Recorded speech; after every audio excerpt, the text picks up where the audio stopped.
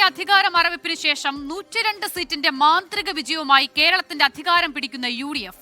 ഭരണ തുടർച്ചയെന്ന മുൻ സർക്കാരിന്റെ ആത്മവിശ്വാസത്തിനും കാടിളക്കിയുള്ള പ്രചാരണത്തിനുമിടയിൽ ജനങ്ങളെ വിശ്വാസത്തിലെടുത്ത ചിട്ടയായ പ്രവർത്തനങ്ങൾ. സ്ത്രീകൾക്ക് KSRTC ബസ്സുകളിൽ സൗജന്യ യാത്ര, കോളേജ് വിദ്യാർത്ഥിനികൾക്ക് എല്ലാ മാസവും 1000 രൂപ ഉൾപ്പെടെ ഇന്ദിരാ ഗ്യാരണ്ടി എന്ന പേരിൽ ജനകീയ പ്രഖ്യാപനങ്ങൾ. ജനകീയ ഇടപെടലുകളുടെ വലിയ പ്രതീക്ഷകളുമായി ജനങ്ങൾ തെരഞ്ഞെടുത്ത സർക്കാരിൽ ജനങ്ങൾക്കുള്ളത് കുന്നോളം പ്രതീക്ഷകൾ.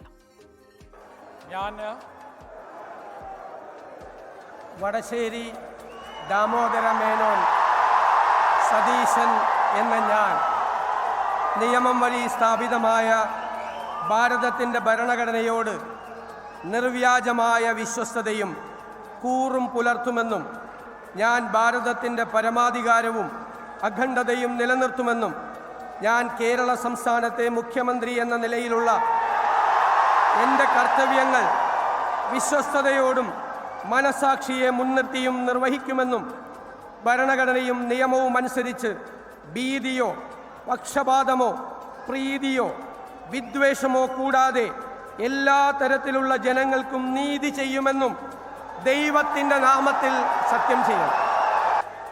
ഞാൻ വടശ്ശേരി ദാമോദര മേനോൻ സതീശൻ എന്ന ഞാൻ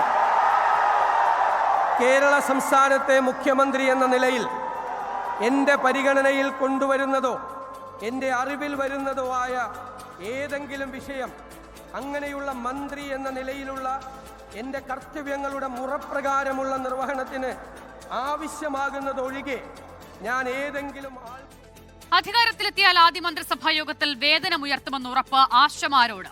നാളുകൾ നീണ്ട ഭൂമി തർക്കം 10 മിനിറ്റിനുള്ളിൽ തീർക്കുമെന്നുറപ്പ് മുനമ്പം ജനതയോട്. രണ്ടും നൽകിയത് ടീം UDFനെ നയിച്ച ഇന്നത്തെ മുഖ്യമന്ത്രി VD സതീശൻ. 2026 UDF ഗവൺമെന്റ് വരുമ്പോൾ ആദ്യത്തെ ക്യാബിനറ്റിൽ നിങ്ങളുടെ തീരുമാനം ഉണ്ടാവും. നിങ്ങളുടെ തീരുമാനം ആദ്യത്തെ ക്യാബിനറ്റ്. അത് കഴിഞ്ഞിട്ട് കേരളത്തിൽ ഏത് അഡ്മിനിസ്ട്രേറ്റീവ് ഡിസിഷൻ, ഏത് ഭരണപരമായ നടപടികൾ ഉണ്ടാവുള്ളൂ. ആദ്യത്തെ ക്യാബിനറ്റ് അത് തീരുമാനിക്കും. എനിക്കറിയാം നിങ്ങൾ തോക്കൂല. ഞങ്ങൾ വന്നാൽ ഞങ്ങളിത് 10 മിനിറ്റ് കൊണ്ട് ഇത് ക്ലോസ് ചെയ്യും. 10 മിനിറ്റ് കൊണ്ട് പരിഹരിക്കാവുന്ന പ്രശ്നമാണ്. ഈ ഗവൺമെന്റിന് സെക്ഷൻ 97 അനുസരിച്ച് ഒരു അധികാരമുണ്ട് വഖഫ് ബോർഡിനോട്. ആ വഖഫ് ബോർഡിനോട് പറഞ്ഞാൽ മതി ഇത് വഖഫ് ഭൂമി അല്ല എന്ന സ്റ്റാൻഡ് നിങ്ങൾ എടുത്താൽ മതി.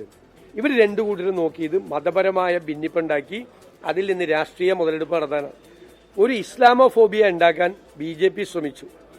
പിണറായി വിജയനും സർക്കാരും അതിന് കൊട പിടിച്ചു കൊടുത്തു.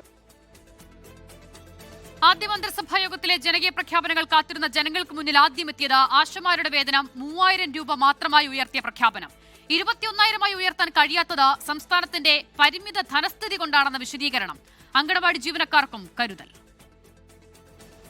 അംഗൻവാടി ജീവനക്കാരുടെ വർക്കർമാർ, ഹെൽപ്പർമാർ, അവരുടെ പ്രശ്നങ്ങൾ നമുക്ക് അറിയാം. ഞാൻ തന്നെ നിയമസഭയിൽ അവതരിപ്പിച്ചിട്ടുണ്ട്, ഞങ്ങൾ തന്നെ നിയമസഭയിൽ അവതരിപ്പിച്ചിട്ടുണ്ട്. അവരുടെ കാര്യം മറന്നുപോയിട്ടില്ല എന്ന് അവരെ ഓർപ്പിക്കാൻ കൂടി വലിയ തുകയൊന്നുമല്ല, 1000 രൂപ അവരുടെ വരുമാനത്തിൽ വർദ്ധിപ്പിക്കാൻ. വലിയ തുകയൊന്നുമല്ലത്.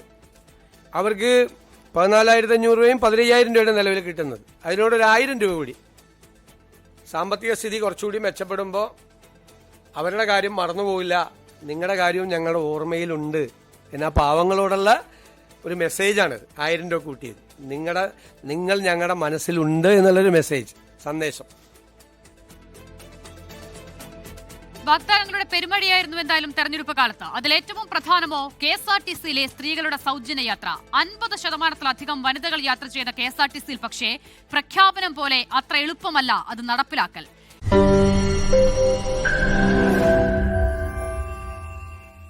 ലോകത്തെവിടെയായാലും ഏത് സമയത്തും 24 വാർത്തകളും ഓഗ്മെന്റഡ് റിയാലിറ്റി പാക്കേജുകളും എക്സ്പ്ലെയിനറുകളും വിശദമായി കാണാൻ ഞങ്ങളുടെ YouTube ചാനൽ നിങ്ങൾക്ക് സബ്സ്ക്രൈബ് ചെയ്യാം.